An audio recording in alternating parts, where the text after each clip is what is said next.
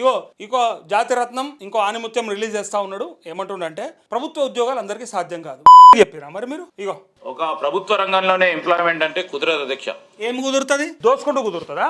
ఎందుకు మాట్లాడిరు మరి? 30 లక్షల మంది విద్యార్థులని అలా భవిష్యత్తును ఆగం చేసిండు కేసీఆర్. వాళ్ళని బొందబెట్టిండు. మేమొస్తే సంవత్సర కాలంలో 2 లక్షల ఉద్యోగాలు ఇస్తామని చెప్పి పీకుడు మాటలు ఎవడు మాట్లాడమన్నాడు మిమ్మల్ని? సోయి లేదా? మనుషులు గారా? బుద్ధి లేదా? తెలివి లేదా అని విద్యార్థులు అంటా ఉన్నారు. మరి ఆ రోజు చెప్పిర్రా? ఎందుకోసం చెప్పాలి? మేము వస్తే 2 లక్షల ఉద్యోగాలు ఇస్తామని. ఇంటికొక ఉద్యోగం ఇస్తా అన్నావు కేసీఆర్ అని మీతో పాటు మేము కూడా అడిగినాం. ఆయన అన్నది ఇక్కడ ఉన్నటువంటి ఆంధ్ర ఉద్యోగస్తులను కనుక మనం పంపించినట్టయితే ఇవాళ మనకు ఉన్నటువంటి ఉద్యోగాల సంఖ్యతోని లెక్క తీస్తే ఇంటికొక ఉద్యోగం దాకా తీసుకొచ్చుకోవచ్చు అని చెప్పినటువంటి మాట ఆయనది. ఇంటికో ఉద్యోగం ఇస్తే అధికారంలోకి వస్తే అనలే. కానీ దాన్ని ఎట్లా వక్రీకరించారంటే ఇంటికొక ఉద్యోగం ఇస్తామన్నాడు కేసీఆర్. ఏమా ఇంటికొక ఉద్యోగం అని అంటే మీరు అన్నారు, మేము కూడా అన్నాం. ఇప్పుడు తెలంగాణ కోసానికి ఆయన మాట్లాడిండు అన్నాడు. అట్లా మాట్లాడితేనే ముందర పడుతుందని తెలుసుకున్నాడో ఏదో సరే ప్రయత్నం చేసినాడు. అయినప్పటికీ కూడా దొంగనే అంటిమి. ఏమా ఇంటికొక ఉద్యోగం ఇస్తా అన్నావని చెప్పి, ఏమా దళితులకు 3 ఎకరాలు ఇస్తా అన్నావని చెప్పి, ఏమా మన ముఖ్యమంత్రి చేస్తాను దళితులని చెప్పి, ఏమా రిజర్వేషన్లు ఇస్తామన్నావు, ఏమా నిరుద్యోగ భృతి అన్నావని కొట్లాడినామా లేదా? మాట్లాడినామా లేదా? ఇయ్యాల ఎట్లా చెప్పారు మీరు? సంవత్సరంలో ఇస్తామని యువ డిక్లరేషన్ ఎవరు రిలీజ్ చేయమన్నాడు?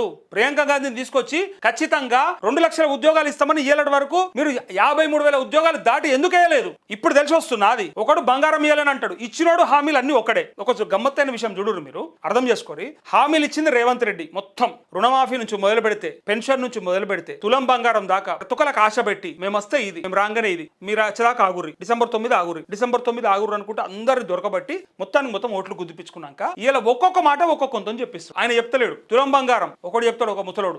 నేను నా మాట కాదు, ఇది ప్రజల మాట. ఇంకొకడు అంటాడు ఇగో ఉద్యోగాలు మాత్రం కావంటాడు. ఇంకొకడు అంటాడు 2 లక్షల రుణమాఫీ అంతకంటే మించి కాదంటాడు. ఇంకొకడు అంటాడు రైతు బంధు అద్దంటారు అంటాడు. ఒక్కొక్కడు ఒక మాట మాట్లాడతారు.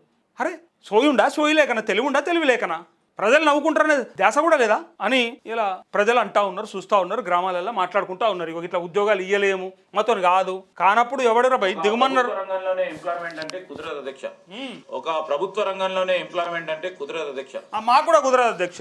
మీరు హామీలు ఇచ్చి నెరవేర్చకుండా సప్పుడేక తింటాం పంటం అంటే మాకు కూడా కుదరదు అధ్యక్ష. మీ ఈపులు సాఫ్ చేసుడు పక్కా అధ్యక్ష అని ప్రజలు కూడా అంటారు గ్రామాలలో. ఇప్పుడు ఈయన అన్నటువంటి మాటకి సేమ్ కౌంటర్ గా జనాలు కూడా అంటారు. కావాలంటే కింద కామెంట్ చూపిస్తా. ఇట్లయితే మాకు కూడా కుదరదు అధ్యక్ష, మిమ్మల్ని మీ కథ పట్టించుడా బరాబర్ అధ్యక్ష అంటారు. ఇగో మీరు ప్రజలు అంటుందే చూసుకోరు కదా. ఇప్పుడు నేనన్నా అని కొంతమందికి అనుమానం ఉంటుంది. జనం ఏమంటారు ఒకటే ఒకసారి కింద కామెంట్లు చూసుకోరు అంతే.